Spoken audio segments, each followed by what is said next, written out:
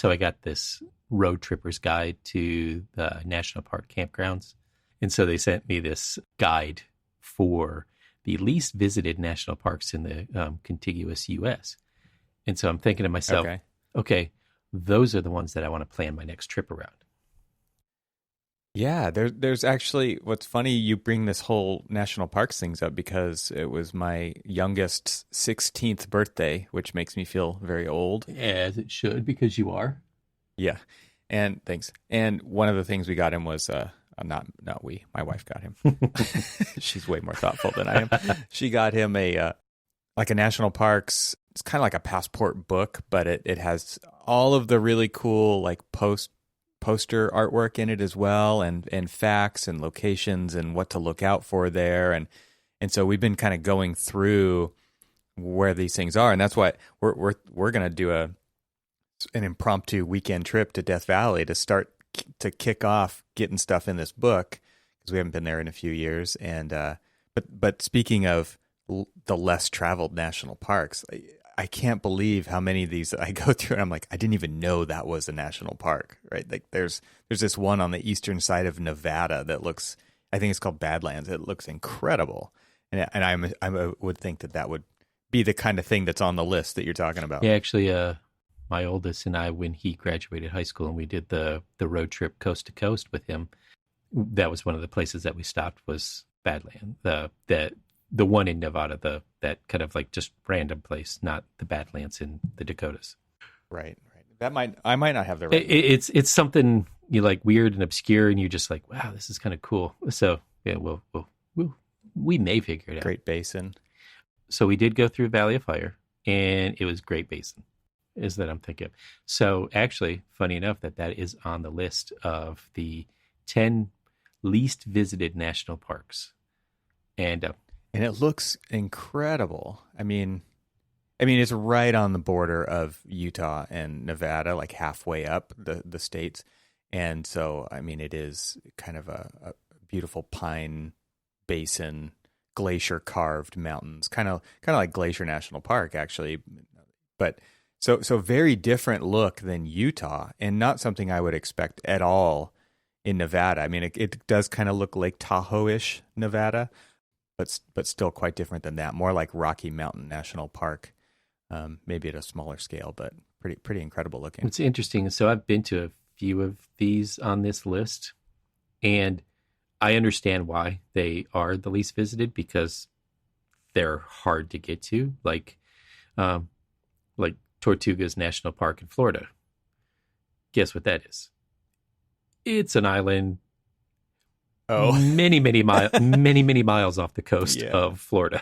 There's some in Alaska like that too. It's like you can only get here by plane. Exactly. Yeah. So there's one in California. So there's two in California. Can you guess them, if out of curiosity? And if the least visited, I'm gonna guess one is like Lassen, and the other one is Channel Islands. Ooh, good. You got one. Channel Islands National Park and Pinnacles.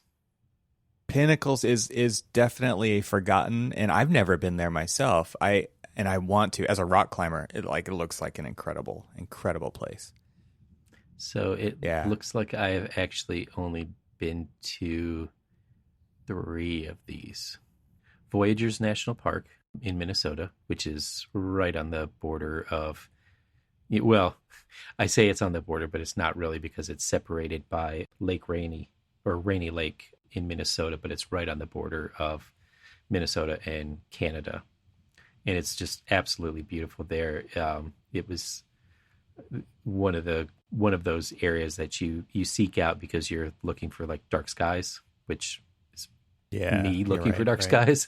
And that's one of them. Oh man, I'm hoping that we got a clear weekend this weekend. I got to look into that. Ooh, I want to see the... Yeah, I mean, Death Valley, talk about dark skies. Exactly.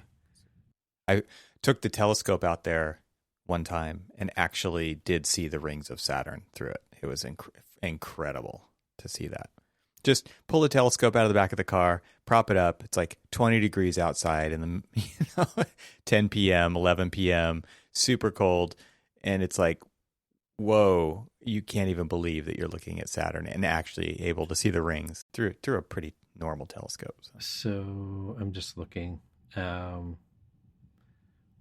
Death Valley. I know where it's at. I'm just You're looking at the dark sky site? I'm looking at the Dark Skies app, and is it like Mount Whitney? Nope, there it is, Death Valley, and you are in. It's east of. You're in a Mount Whitney. Bortle 2, which is a very dark sky area. Hmm. And if you go northern, if you go a little bit north of that towards White Mountain Peak, then you're going to get into a Bortle 1, which is dark. Darker than dark. Darker than dark. So that actually sounds awesome. Yeah. Yeah, definitely. Basically, Bortle is just a scale of light pollution. And the lower the number, the less light pollution. And interestingly enough, they actually get light pollution in Death Valley from Las Vegas. Yeah, and I could see, I could see, because what's interesting is it's like right up on the edge, so it goes like, because it's so close, you get right now, like as you can imagine, Vegas itself is the highest light pollution at a Bortle 9, and then it kind of like tapers off to a Bortle 2 in a very short distance. But I mean, it's like, it definitely, you're like, go from middle scale to you drop off the scale a little bit when you get there. And it's just depending on where you're at is what you would get. If you like nestle yourself in between the peaks, maybe you might block most of it out. Yeah, and there that's the thing. There are mountain ranges in between Las Vegas and Death Valley, which Death Valley is, I believe it, in the Badwater Basin, it's the lowest point on the Western Hemisphere at 282 feet below sea level, which is crazy because it's less than 100 miles away from Mount Whitney, which is the tallest point in the Western Hemisphere, right at almost 15,000 feet. So they actually have a race from Badwater to Whitney where you go from the lowest point to the highest point via bike, or I guess maybe ultra marathon type stuff. But pretty incredible geology and geography in California. Like the cross section of California is absolutely incredible. And it's so awesome. It really is. You guys literally have everything. That sounds awesome. We kind of do have all of the climate zones. Yeah. So there's some insane number of climate zones in California. It's like 14 or something. You have your own special kind of like just world itself.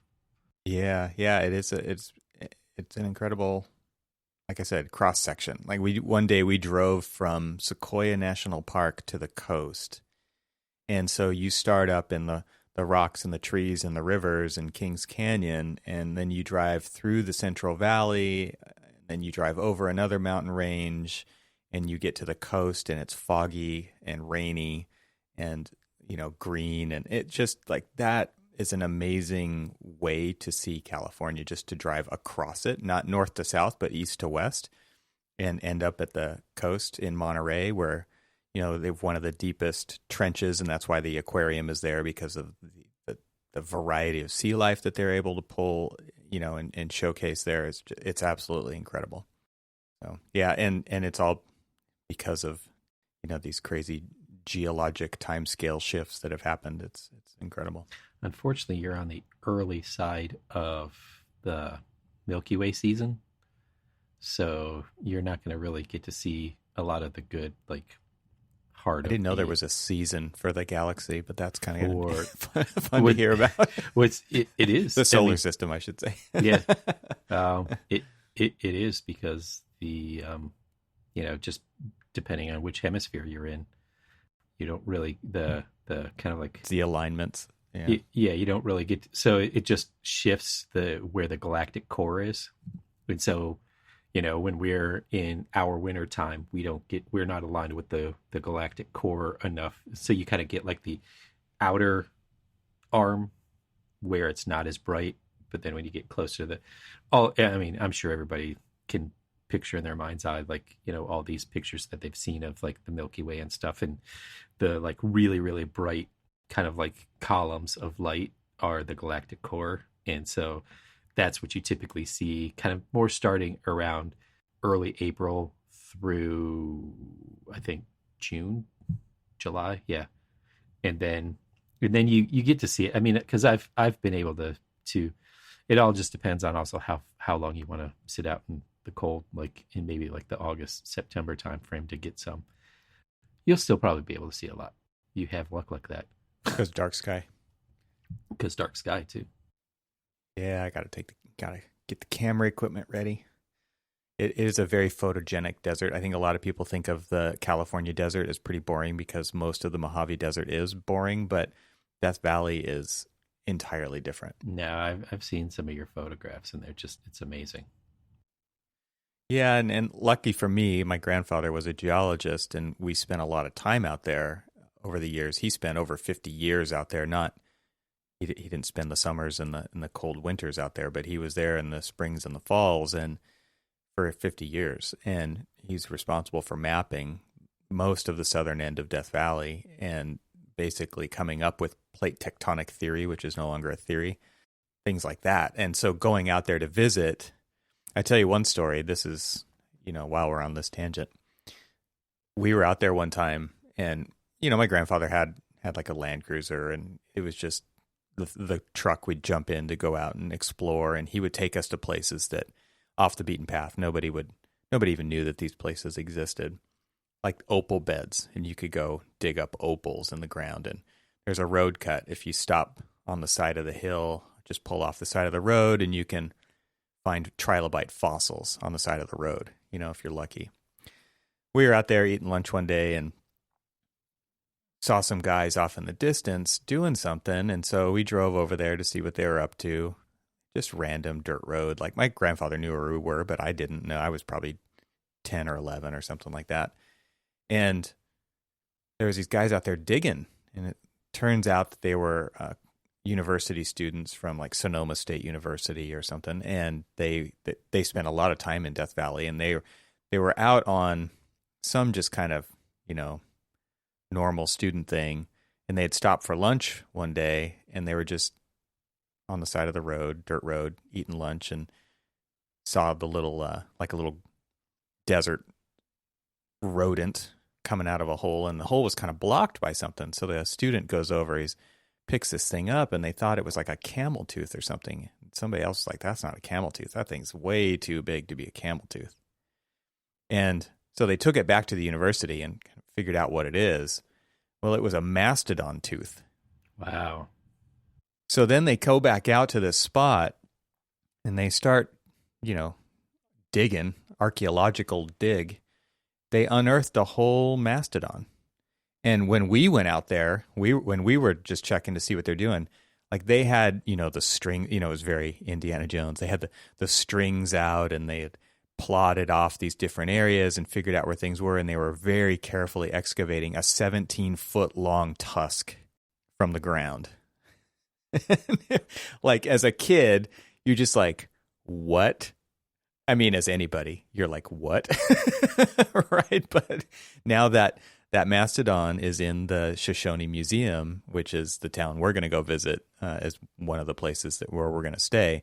It's an exhibit in there. They had taken the whole thing back to the university after they excavated and pieced it together and dated it and did all these things, and now they brought it back to where they found it, basically the closest town, and there is a museum there, and it's on display, and you can read all about it and see it right there. It's incredible. And it just, as a kid, to like have been a part of that process just as a spectator, it was absolutely incredible. And so cool now to like take the kids to the museum and say, like, I was there when they were digging that thing up. That is pretty awesome. So yeah, fun little side story of being a kid who visits his grandpa in Death Valley. It's everyone's like, oh, that doesn't sound interesting. Well, let me tell you about the story about the mastodon. Oh, but it does. Yeah, so pretty cool place. A lot of cool memories out there. Oh, we're definitely gonna have something. We'll have something to talk about on your return trip. Maybe, yeah. You have to find something architectural. Well, there is a Neutra house in Shoshone, which is interesting. I was doing a little bit of research today because I know the woman who owns Shoshone. It's a town, and she owns like 1,000 acres around it. Her grandfather was was the person who settled the town and had been passed down through the family, and now she's done a lot of work to turn it into an ecotourism place and restore some what were thought to be extinct wildlife out there. There's a fish and a vole that have been kind of restored, and just interesting to read about all that kind of stuff and all the things that actually do happen in a place like that. It's pretty incredible. So there's a Neutra house that their grandparents commissioned Richard Neutra to design. 1955 it was built, and it's just one of those you wouldn't notice it's even there. It's kind of surrounded by some trees and stuff, but I mean it's an incredible house. Yeah, I've been there quite a few times. Is it in Dublin Gulch? It is. It's not in Dublin Gulch. It's near Dublin Gulch. Yeah. Dublin Gulch are houses that are carved out of the side of ash beds in a canyon, which is in Shoshone. Yeah. And that's where the prospectors lived when they were out there. You know, it basically is a miner's town. That's how it was started. And there's a little airstrip and a gas station and a bar called the Crow Bar out there. So yeah, lots of fun history. I'm zoomed into the map. Oh, I see the Dublin Gulch. These carved out houses, dude. Yeah, it's cool. It's like, a very forgotten type of a place, but then there's a warm spring pool where the water's just pouring out the side of the mountain. They diverted it into a swimming pool. It's 85 degrees year round, and you can go swimming there in the wintertime, and it's wonderful. Really, really, really fun place. How do people not know about these? Like, I mean... Yeah. I think, it's interesting because you go to Death Valley proper, which is enormous. Death Valley is a huge national park. I mean, when we were going out there as I was a kid, it was a national monument. It's since turned into a national park. But people think of the things that are right in the middle, which used to be called Furnace Creek, and they've renamed it to the Oasis for some reason. I guess people didn't think Furnace Creek was a very destination-y name because it's like, who wants to get in that creek? But it's so now they've renamed it the Oasis. But it's a date farm in the middle of the national park.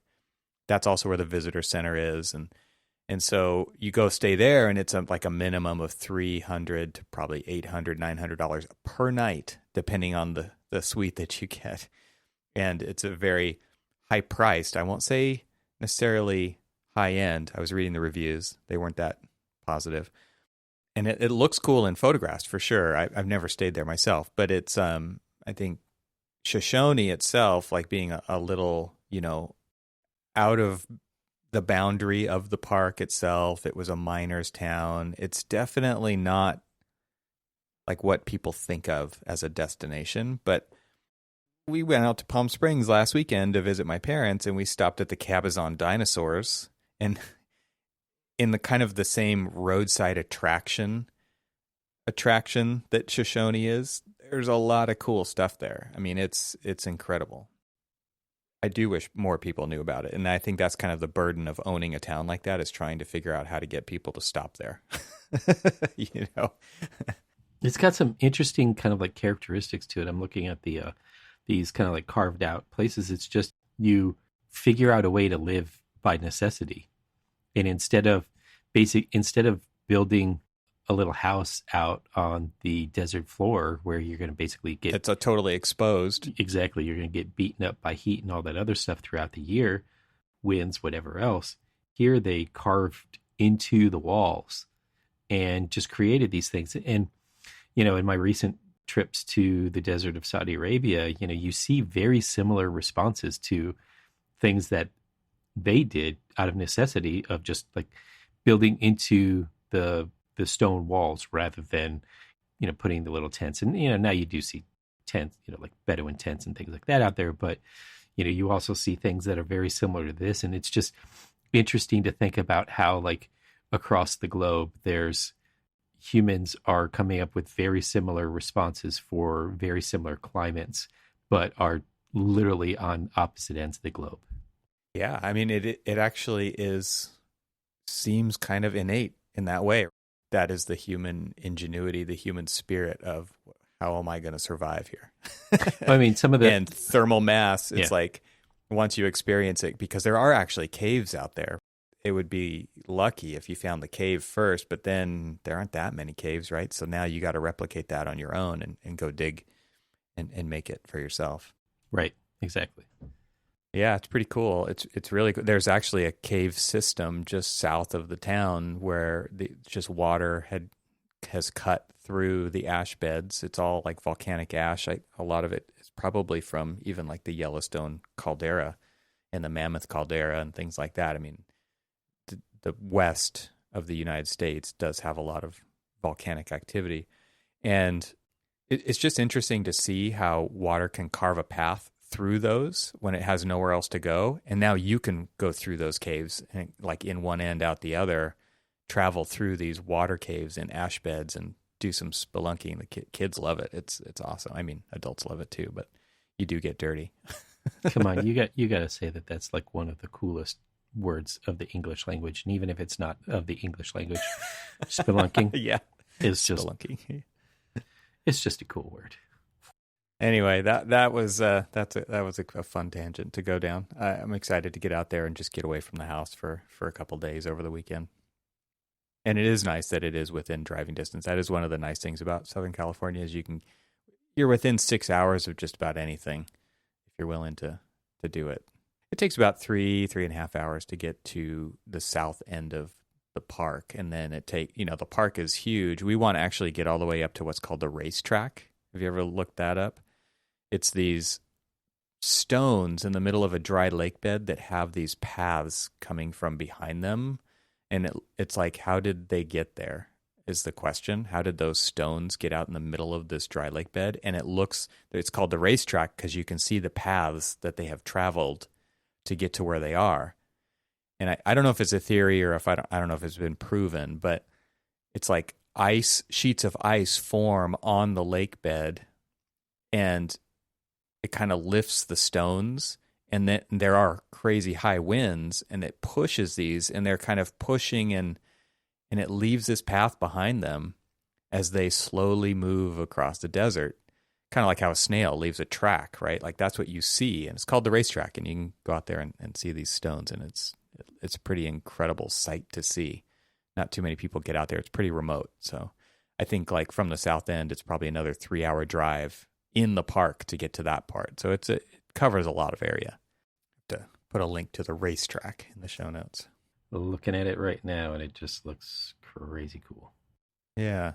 So get off that beaten path and some new experiences. Like I said, all my years I've never been to the racetrack, so that's our goal this time is to get to the racetrack. Well, speaking of new experiences, now it's not new for you, but it was new for the students you went and talked to. You went and talked to an architectural studio? Yeah, pro practice class. Ooh.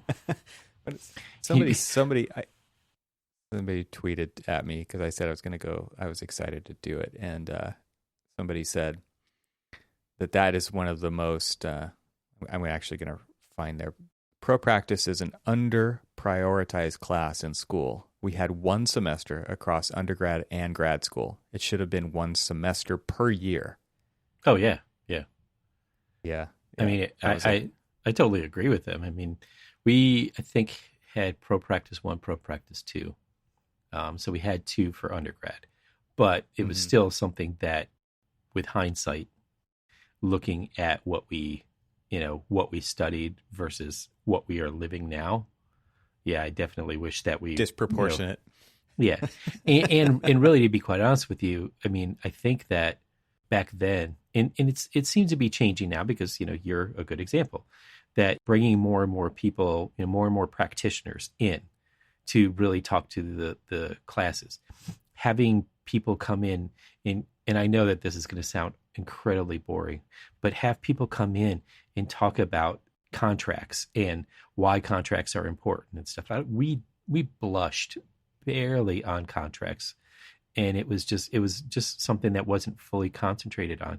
But if you think about it, when you were studying for your ARE, I don't know about you, but like I used the lecture series, and I'm blanking on the legal firm that had put these out, but it was a firm that does construction law, and they talked about I remember that. Yeah, all of the different AIA contracts and why, but gave examples and stuff. And so it was almost like it was almost like a scared straight type program for architects of like, you better pay attention to your contract because that was my pro practice class. It was all about instilling fear in the minds of every student who passed through the door. Awesome. I want to hear about it then. Tell me about this fear. It was also a class that I think a lot of people slept through because they were all consumed by design studio. That is also working against the pro practice. Our pro practice class was taught by a practicing professor. So it wasn't like an academic leading that class, which was appropriate. And every day, and it was we had several quarters of the class, but every day, the professor that we had that I'm thinking about, he had the contracts. He would bring them in, printed out on 8.5 by 11, and he would ask a question. And for every answer, he would hold up, and here's your request for additional services for that. And it was like, it was basically contracts 101, right? Like you're talking about. And then another professor was the one I was referring to a minute ago, who was just would tell his name was Dick Chalinsky. He worked with Charles Moore, who is a very famous architect, and Charles Moore is also an alumni of our school.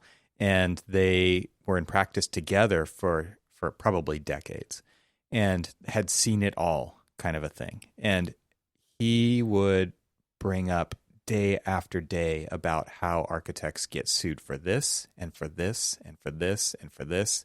And so that was what I meant by like putting the fear into everybody who passed into the door, because you knew it was going to be like that kind of a talk again that day.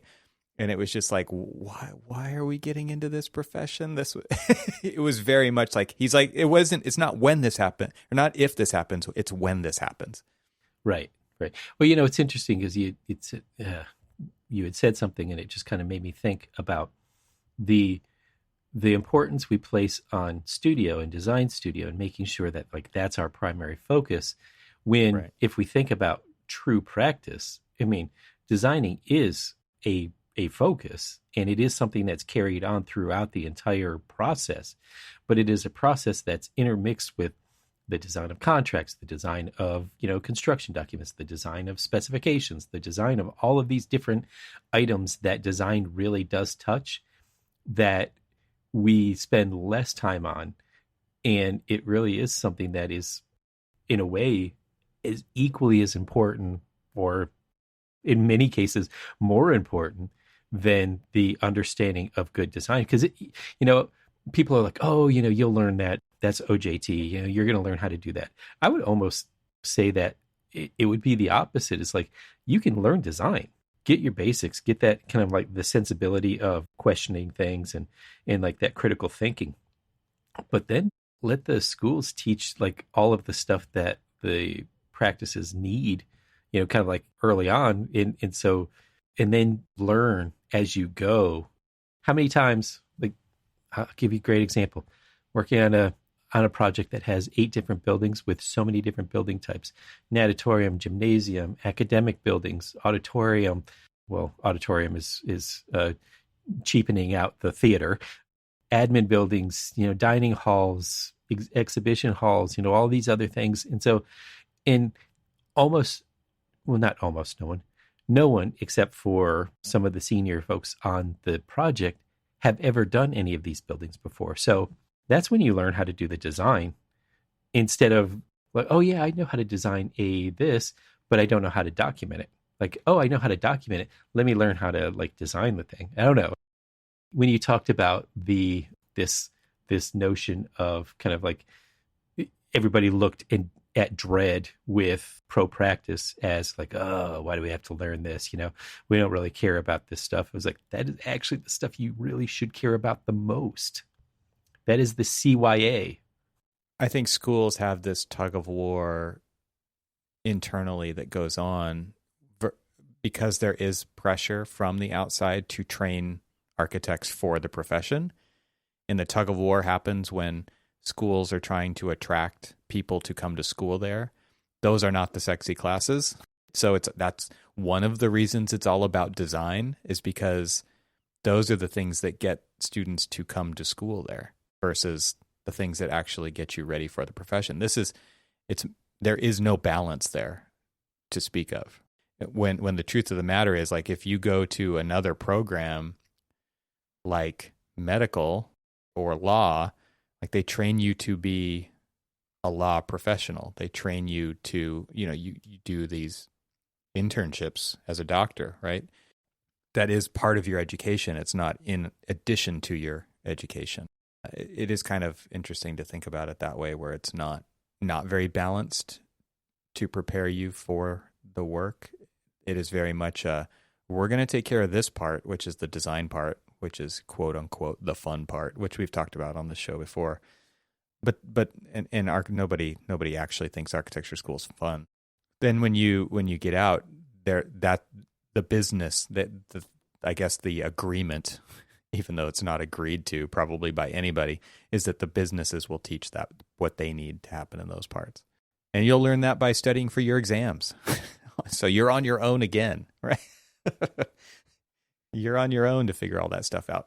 That was really actually one of my big messages at lecturing at this pro practice class was, and this was an adaptation of the talk that we gave to the AIAS a couple of weeks ago, I guess a month ago, which was like, architecture schools are designed as if you are going to be on your own for all time.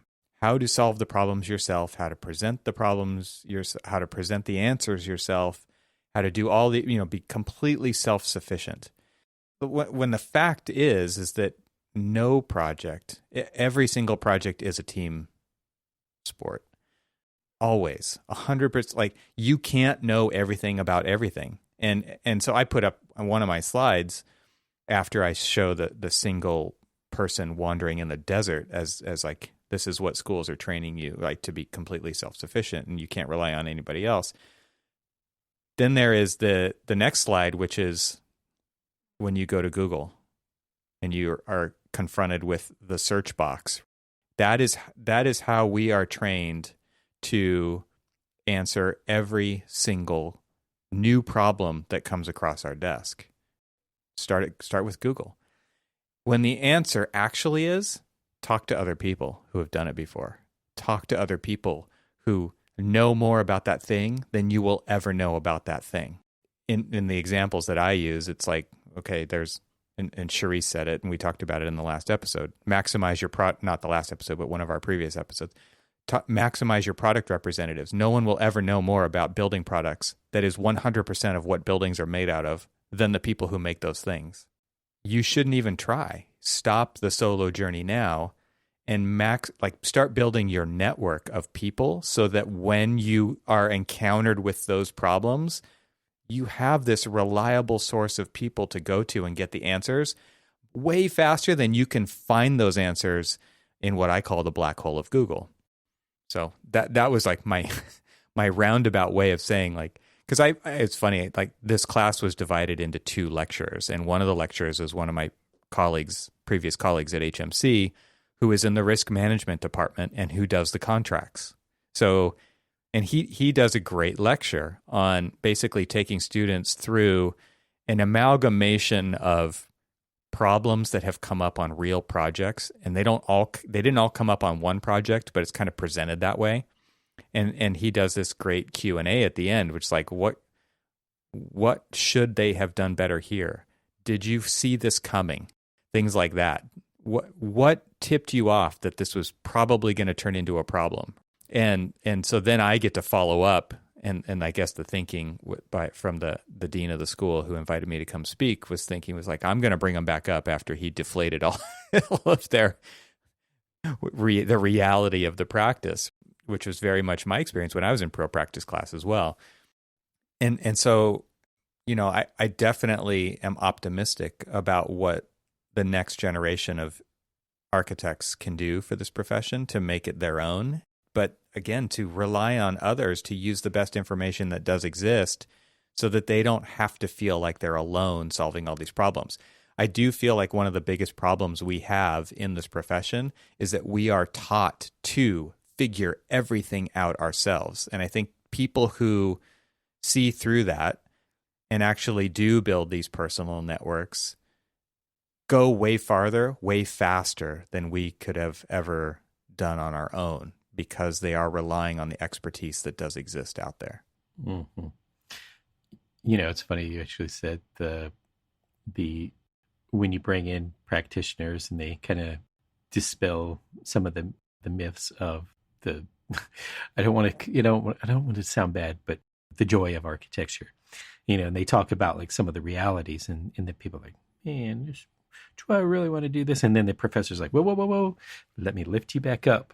I've had that happen to me so many times where I go off on this tangent and I'm like invited to a studio. Like say I've been invited to a couple of studios at Auburn, and by the same professor, and he knows, I think he knows what he's getting into when he has invited me, that, Cormac's going to bring a dose of reality.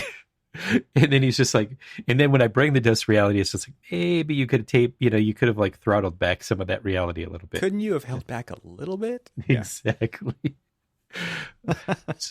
I mean, it is, I think the students know what they're getting into. I mean, it would be easy to have a lecture that's like, oh man, watch out for this million item list of things that's going to happen in the profession. Yeah, that would be easy to be negative about. But then there is, and I don't want to hold back, but I do think that students nowadays probably know more than what we did when we went to school about what the profession's really like, because of the existence of instant communication and social networking and YouTube and access to information, right? So they're not going in as blindly, I think, as maybe we did. Oh, I had no clue I always tell everybody that my choices were stuck in the A's. I went into the Army, architecture. I had dabbled around with archaeology and art. That's it. I couldn't flip past that, so I didn't know what I was getting into, and so Yeah. I feel similarly, and I feel like I've been successful in my career in spite of that fact. And I think maybe architecture has survived in spite of its own kind of problems. It's interesting to think about it that way, for sure. Yeah, so the overall message was really about kind of building a network of people, and not just relying on the Googles of, that do display and get you to information, but it's not necessarily the right information. It's not necessarily contextual to what you're looking for. It's not necessarily current, all of these issues that data, the realities of working with data. Whereas if you actually engage real people, I think you can get to the answer a lot faster. Well, think about this. Think about how some of our networks have probably grown. Think about how many people you still stay connected to or with from university, that are part of like your network of people that you go to for advice, for questions, for whatever. The Entree Architect's a great, example of this of resource for networking, because somebody will be like, so that sole practitioner sitting at their computer at home, thinking that they're all by themselves and thinking that they have to go at it on their own, when, they just reach out to other folks within that network and ask questions. And then sometimes you get more information than you were really hoping for. But you at least get information, and you realize that you're not alone, that you actually are part of a network, that you actually are part of the community. The community. Thank you. Yes. Yeah, absolutely. That is a great example of what I'm talking about, especially if you're going to be doing a project you've never done before. Somebody has always done it before.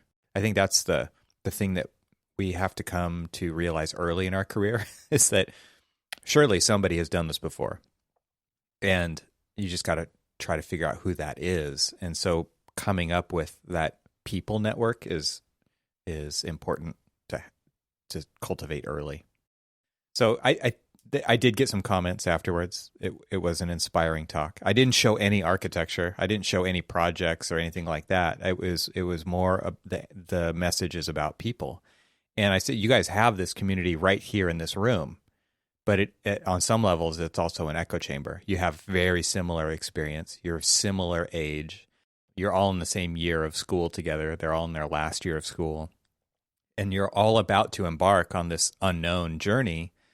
And some of you are going to go in different directions, but like you guys are going to stay in touch. You have to get beyond this bubble, starting as soon as possible in your career with creating these connections. So it's one of the things we're trying to do at Tech is to create people networks. And so giving those students the exposure within the professional network is something we're also doing early in our platform, so that students get that exposure so that they can start to build professional industry-based networks early. It's good stuff. I think overall it is a positive message. I'm really optimistic about that.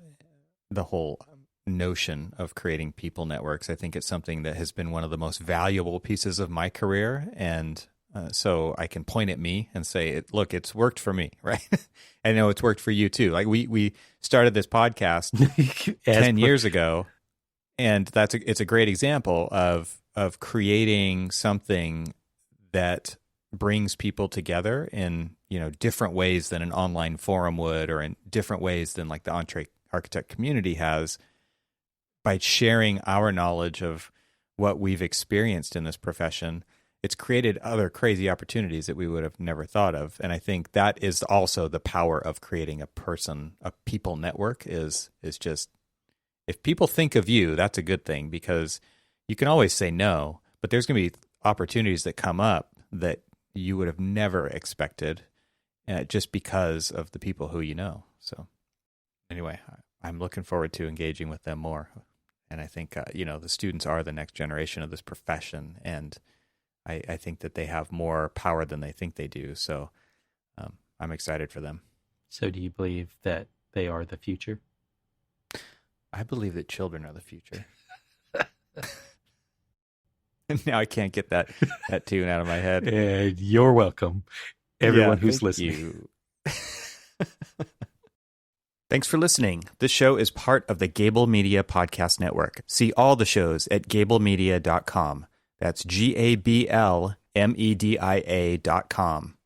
You can help support what we're doing here by leaving a 5-star review on Apple Podcasts to help get the word out, and don't forget to share it with your friends.